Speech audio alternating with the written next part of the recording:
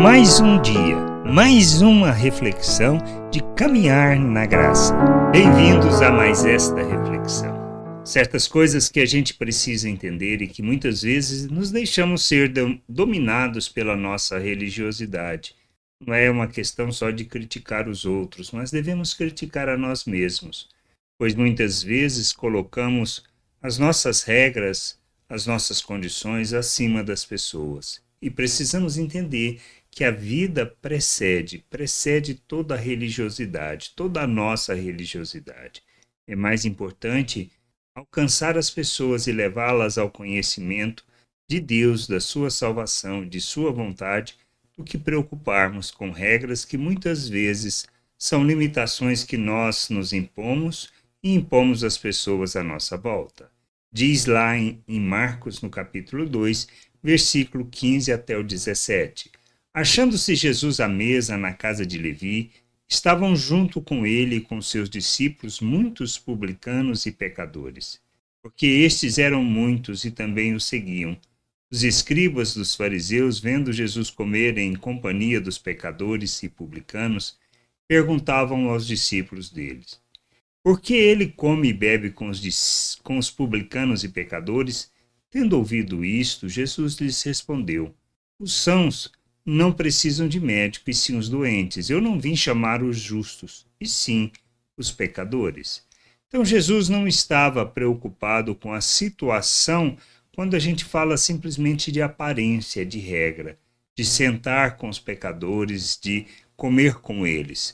Muitas vezes não entendemos o que as Escrituras diz, pois quando no Salmo 1 lemos sobre isso, ele está afirmando sobre viver como eles, como os pecadores, como os publicanos, ou seja, não é uma questão de adotarmos o mesmo padrão de vida, mas entendermos, Jesus entendia e isso era importante, que ele tinha que ser influência naquelas vidas e não ao contrário.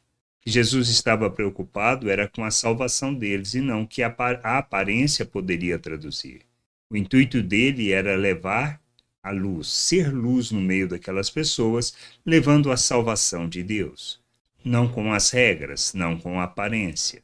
Por isso, muitas vezes, o que nós precisamos parar e pensar é sobre o que nós estamos fazendo.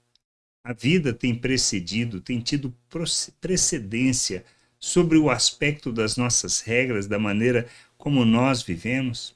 Essa é a questão que a gente precisa entender. Nós somos chamados para revelarmos o reino, a vida de Deus, para manifestarmos os valores eternos, para ensinarmos e mostrarmos às pessoas como é viver o reino de Deus. Nós somos chamados para revelar a glória de Deus neste mundo, ou seja, a natureza que Ele tem. Pois nós recebemos da mesma natureza e mais, fomos capacitados para vivermos neste mundo como Cristo, sendo imitadores de Cristo.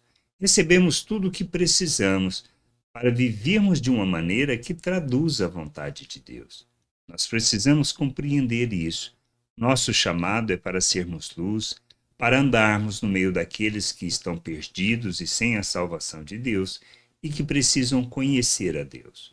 Levar o conhecimento de Deus implica que nós devemos ser influência aonde estamos, no meio em que estamos, de maneira que as pessoas possam traduzir graça, misericórdia e revelar a vida do Pai. A gente é chamado para isso. Por isso, nada que possa ser estabelecido que nos impede de levar a vida de Deus às pessoas, levar o conhecimento de Deus às pessoas, nós não precisamos nos submeter. Devemos sim nos submeter à vontade do Pai, revelar o amor do Pai, manifestar a sua justiça, a sua graça diante dos homens. Somos chamados para proclamar o reino, a salvação, revelar a graça, o amor de Deus neste mundo, expressando Cristo em todas as coisas e agindo como Ele fez com os publicanos, com os pecadores, ou seja, ele levava da vida de Deus o conhecimento de Deus, a salvação. Por isso ele fala, os sãos não precisam de médico, e sim os doentes. Nós temos esse papel.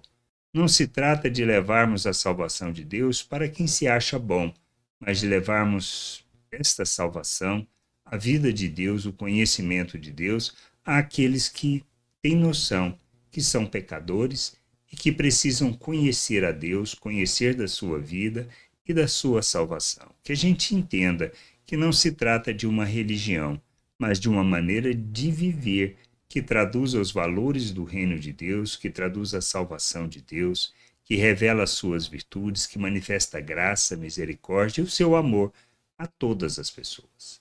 Que a gente possa entender isso, compreender estas coisas e vivermos neste mundo como filho de Deus, manifestando o reino, a glória e a vontade do Pai neste mundo. Que a gente possa entender e ser para o mundo a cura, a libertação e o instrumento de salvação, de levar a salvação de nosso Deus, sendo reconciliadores dos homens com Deus.